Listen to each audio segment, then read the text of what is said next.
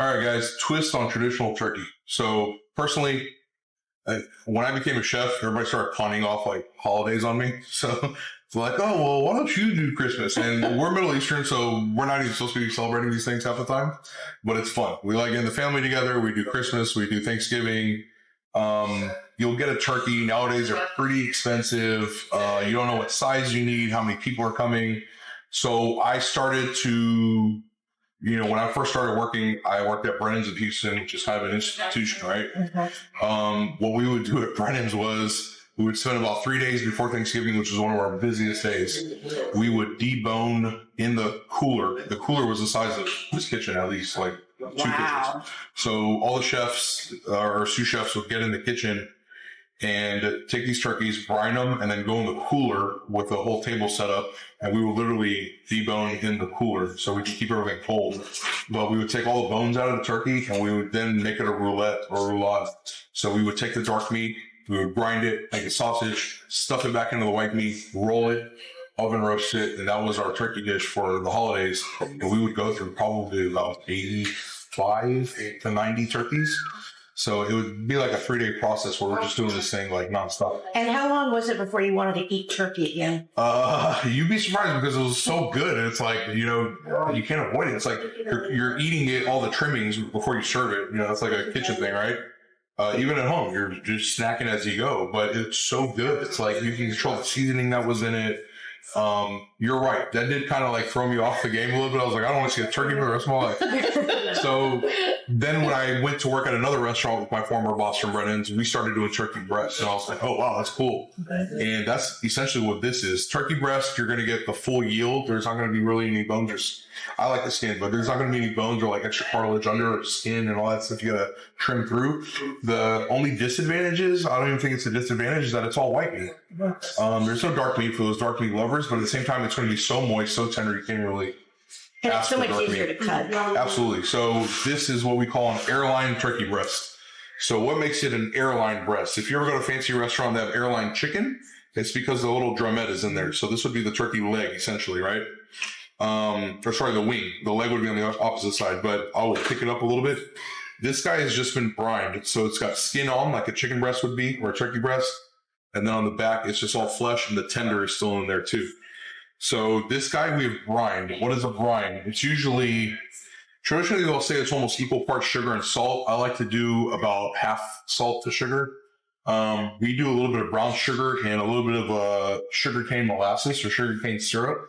Reason being is because you'll see when I pull the other turkey out, you can't really tell now. You'll tell when you make your brine. But you put sugar, salt, spices that you like, fresh herbs like thyme or sage or rosemary, put it all in a pot, bring it to a boil with some water. And then after it gets hot, we dump ice in it. So we go a little bit lighter on the water at first, and then we just dump ice to cool it down rapidly. And then you put your turkey or your turkey breast, whatever you're using, in that brine overnight, and that imparts flavor. So salt will force out anything gross and nasty and blood and whatever murkiness, and then sugar will pack in flavor and keep it all in there. What happens with that molasses is that you get this really nice mahogany color. So I'm going to do Magic of TV and take the other one out. We'll see that mahogany color. But before we do that, what we want to do is sear it. So we get a really, really nice crust on one side and even better color. You'll see because of that molasses, like I said, it'll turn dark on you a little bit quick, but not a big deal. What we're using here is the flat top or griddle. It usually has a built-in pan here. I took it out so I could catch a little bit more liquid. This whole thing comes out, so you can switch it out of your house. You can put a grill, like an indoor grill if you want on there. It's easy to take this thing off, clean it once it cools down. If you're at home and you're cooking on it, it's a little bit grimy. You're like, oh, how do I ever clean this? While it's still hot and cooling down, we'll pour a little bit of white vinegar on it, and that white vinegar will pull all the nasty bits off. If you want to use the drippings for gravy, like we were talking about earlier, you can take those bits, kind of scrape them up a little bit, using a ladle, just put that in your gravy, and that'll just be turkey drippings. Mm-hmm. Or if you want to take it out of the pan or whatever it catches. Mm-hmm. Only advice is be careful, it does get hot. Okay, so watch your lip over here because this takes a little bit of heat off of that. But like I said, smash burgers, fish, any kind of poultry, people do kebabs on it all day because your pan might not be big enough. You can put kebabs in here. So really, it's great to have in your kitchen, but you could also have it in the summer kitchen or on a patio or patio. I was going to say that. My friend has a pool house with Thermador appliances. They do, like I said, they're kebabs poolside. The kids want hot dogs and burgers at the same time. Perfect. They both go on here. Yeah. Your buns, you want to warm the buns on there, just boom, boom, boom, both sides, lobster rolls, endless stuff. The turkey, what we're going to do is this has been sitting in brine overnight. We took it out. What you really want to do too is let it air dry a little bit. Put it on a pan that's perforated or something under it so it air dries. Took that, and then this is like a Cajun spice blend that I like to use. It's like paprika, a little bit of cayenne, smoked paprika, fresh thyme. Now, is that something you mixed or something you purchased? It's a little bit of both. Okay. So we buy one that's a little bit pre-made, but then we like to add our own little touches of it. What we do too is we add a little bit of smoked salt. So you can smell it. It smells like a little bit of rotisserie kind of smell to it. Really, really nice. And then we add a little bit extra dried thyme to it. You can add fresh thyme to your brine. I wouldn't add it to your salt mix because it'll burn. So when we're doing this flat top, it'll turn black. Okay. So the dried one, it'll just hold a little bit better. I'm going to shake it off, and then I'll do the other side really quick also. Try not to double dip like I'm doing. I'm going to throw this away later, but if you're going to, you can put it in a shaker or something like that. But obviously, with any kind of poultry product, don't put your hand back in it and then use it again, all right? Okay, now, probably a dumb question, but when you do a brine, does it need to cover the entire piece? You want to submerge it. Okay. If it's not submerged, and again, that's the beauty of using the breast. It's a lot easier to fit fridge. Yeah. It's hard to make space for a turkey in your fridge, right? A lot of people put it in their igloo coolers and stuff like that and pack it with ice and whatnot. This guy, I just put it into the same kind of pan, but they make it a little bit higher. This is called a half hotel pan. So we just put it in there and leave it submerged. Oh, it's not submerging. It keeps floating a little bit. What do? Put a plate on top. Put a little plate, something you don't really care about. It's going to wash off. It's not a big deal. So I'm going to take these gloves off real quick. Wow. And then I'm going to put just a little bit of oil. You're going to have that skin that is going to release a little bit of oil and get a little bit of color, which is fine. Is that olive oil? This is olive oil. This is actually a blended oil. It does have a little bit of grapeseed in it. So grapeseed is going to be a way higher burning oil. So I'm going to do that. And then it's starting to run off. You can see that it's hot. We'll add a little bit of butter later too. So be very, very careful. It'll splatter. How do we know that guy is hot, right? I don't mind using my hand on this because I can take a little bit of heat. Obviously use tongs, but what I'm going to do in a second is show you guys the color that it starts to get. Right now we're at about 400 degrees. I'll turn it up just a little bit. At home, what happens is you'll have a pan that is pretty hot, or your griddle, whatever you're using, that's going to be pretty hot. As soon as you put that down, it's going to drop temperature, right? Because it's a cold product. So what we want to do is turn it up just a little bit, and then later we'll turn it back down. What I do is put a little bit of butter around it for cheap. So butter is going to give you that color that you want. I'll just drop it onto this griddle all around it. If you start seeing that a little bit of your oil is kind of dripping off the pan and going into the reserve pan, add a little bit more oil. It's not a big deal. Now, we talked a little earlier about where to get a turkey like this. Yes, absolutely. So any premium, high quality butcher we have here, or Central Market, Pete's Meats, Abear's Meats, anything like that, just ask them. You pre-order for me. I'll give yourself a little bit of time because they might not have it in house, or it takes a little bit. So it's not something you can go buy the day. Not necessarily, no. I mean, sometimes in the holidays they'll bring it in just to have it, but we usually just tell our vendors get it for us like a week before. And it's a big boy. So this guy right now is like almost about 8 to 9 pounds. Really? Yeah, and remember when you see at restaurants like that poundage of the weight? Yeah. That's a pre-cooked. But if you get a steak that's 8 ounces and it comes to your table and you're like, wait a second, that's not it. It's because of the moisture, all that stuff comes out. But it's still going to feed quite a few people. I'd say this right here feeds easy 6 to 8 people. You want to do about 4 to 6 ounces of meat per person at your house. If they're really hungry, you can go to 8 ounces, 8.5 pounds. But it's just going to slice up the pure meat. Take a look at it, see what kind of color we're getting that golden already. So I'm going to move it around a little bit because I want to soften up some of that butter and oil. And that's a little bit more oil, actually. The oil is our friend. One of those your friend, because remember, it's not all necessarily going in here. You're going to get some that drips off. And then once we put it in the oven, it's still going to kind of run off the turkey a little bit. Once I do one side, I want to flip it over to the other side. And how long does it stay in the oven? So for this guy, I put it at about 400 degrees for about an hour and a half. So with the turkey, you're going to cook it a little bit longer, right? So is that in a steam oven or a regular oven? We're going to use a regular convention oven on true convection. I'll show you the steam oven in just a second because I got some butternut squash there. So that's going to be fun to fix. Speaking of, we'll just put that guy.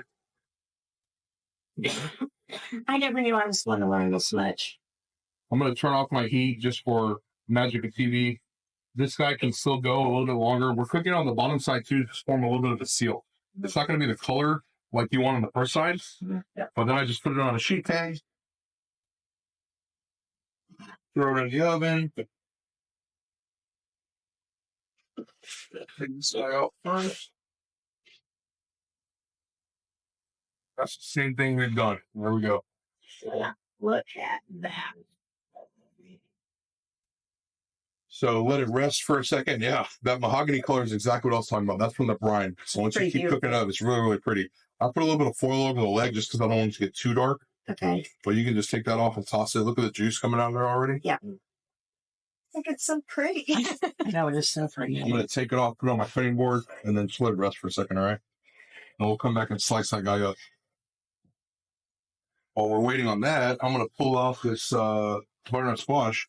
So the steamer, I'll show you guys. There's a bunch of steam coming out, as you can see, right? So the beauty of this is it's self-contained. So you're not going to get any plumbing issues. You're not going to get a broken pipe. This is your container. You pop it open, you fill it with water.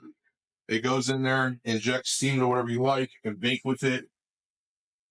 So what we've done here is taken some butternut squash, some pearl onions, a little bit of garlic, roasted it up. Because it's got that convection, you can use it as an oven also. You don't have to use the steam all the time. You can use it for whatever you want. But while my turkey's resting, we're going to take this guy. So here I am. I asked him again about these, about peeling the little onions. And Kevin was telling us that you can get frozen pearl onions. You can get frozen pearl onions. You can get pre-diced fresh squash from your grocers now. It's usually in the little prepared section next to the green beans and the broccoli florets and all that kind of stuff. So what we've done is... Yeah, did you cut this or did you get it free? Oh, no, I cut the butternut squash. I didn't cut it. My cooks cut it. Well, they did a good job because it's all very precise. Yes. And, you know, depending on what size you like too. What I like to do is also take these guys. This is what do you see at fall time?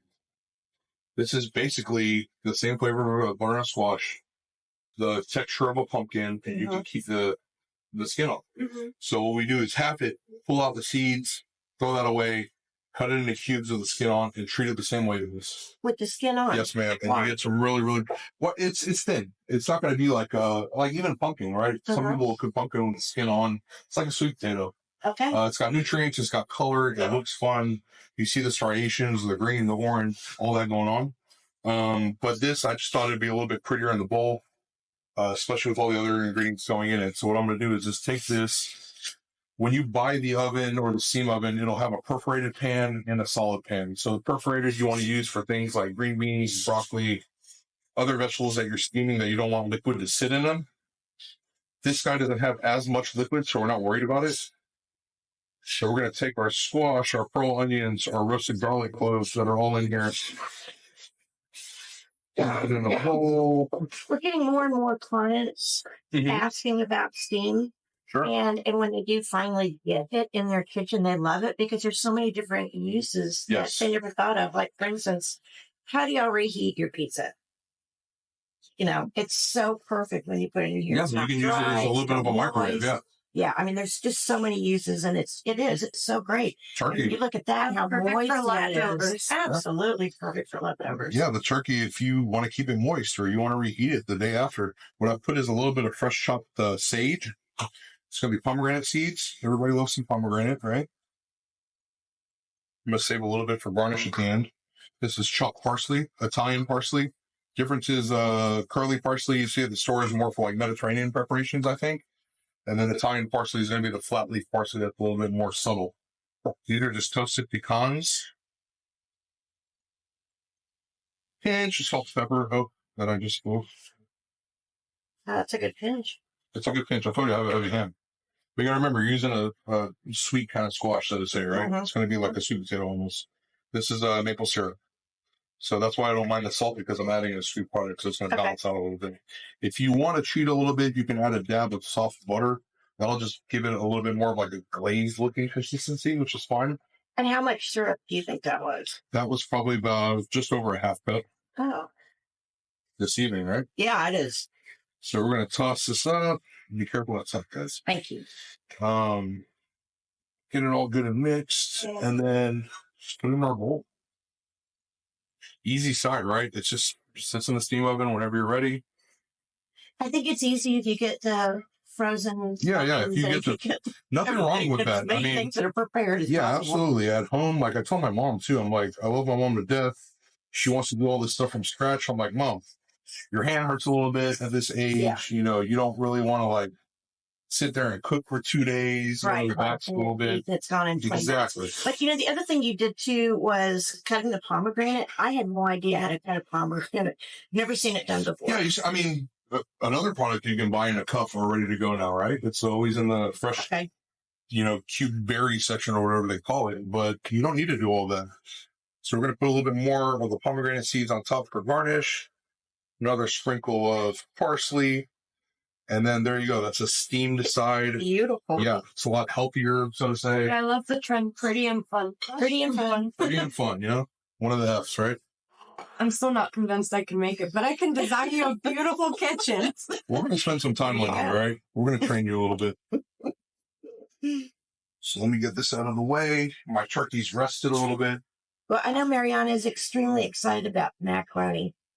Mac and cheese. That's what we got right here. Same thing.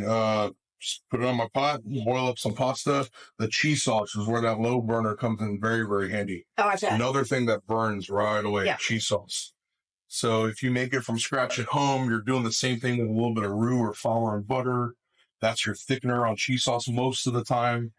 We put a little bit of heavy cream and then milk. And then we use just cubed 3 kinds of cheeses: mozzarella, yellow cheddar, white cheddar, and then I actually cheat at the end, so 4 cheeses, a little bit of Reggiano. Okay.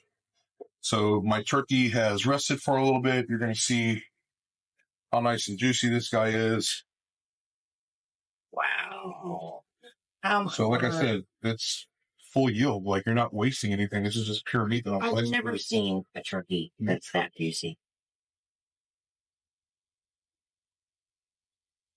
It's hot. Thank you. It's hot and great. Thank you. The flavor's nice, right?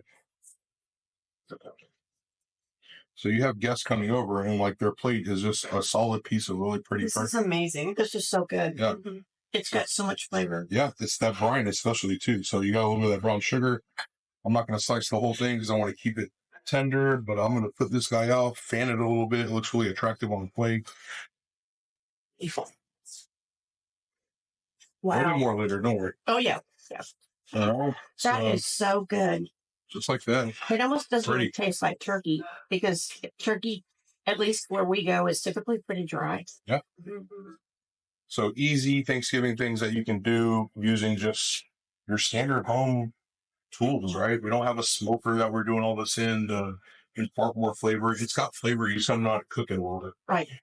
Flat top, like I said, this is a little crazy looking right now. Pour a little bit of vinegar on it while it's still warm. Wipe it down into the drip pan. Dump the drip pan, or just take that whole thing off. Go to your sink with it. You don't have to bring it to this.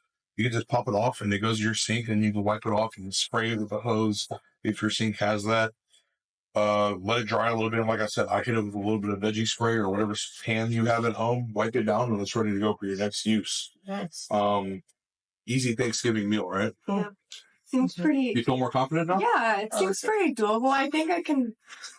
I can manage not to burn the kitchen down. So let's see. Yeah, a lot safer than like deep frying a turkey. Yeah, absolutely. I mean, other things too. Like we We steam the green beans. Mm-hmm. That's green beans and pancetta with a little bit of almonds, which is basically your Italian bacon pancetta, uncured. It's got flavor to it. They use rosemary usually on it. Steamed the green beans, took it out, and then had our sauteed pancetta with a little bit of butter, drizzled it on top, and it's ready to go. Our turkey, obviously steaming and really attractive. That mahogany color, exactly what I was telling you about, because that brine, that molasses that we put in there, the skin is really soft and rendered. It's thin. What we made here is a cornbread, basically dressing, that we also turned into kind of like a bread pudding. So instead of just putting stock in it and keeping it loose, we put eggs and cream, and then made it into what would essentially be like a bread pudding. So I'll just cut it off the side. You can kind of see it's like rich and full, right? So you get scoops of that and you're good to go. So a lot of your traditional items with a twist. So this Thanksgiving, don't be too scared, okay? Or call me and I'll hide in your garage and like, Surprise! come in the garage, the turkey's ready. So easy stuff. And again, functionality, style, looks good. Looks like you have a chef's kitchen in your house, but it's all stainless steel. It lights up. Absolutely. It's Wi-Fi smart. Y'all want to make some drinks in a second? Absolutely. Oh, yeah. And so y'all come to K&N and check out their kitchen. Yeah, They're absolutely. incredibly helpful. They've got a beautiful array of appliances here and incredibly knowledgeable. So you too can cook like this and we can design you the perfect kitchen to do it in. There you go. And we're nice. We'll share all the recipes with everyone. Turkey is good. So much. Hey, I'll pat myself on the back.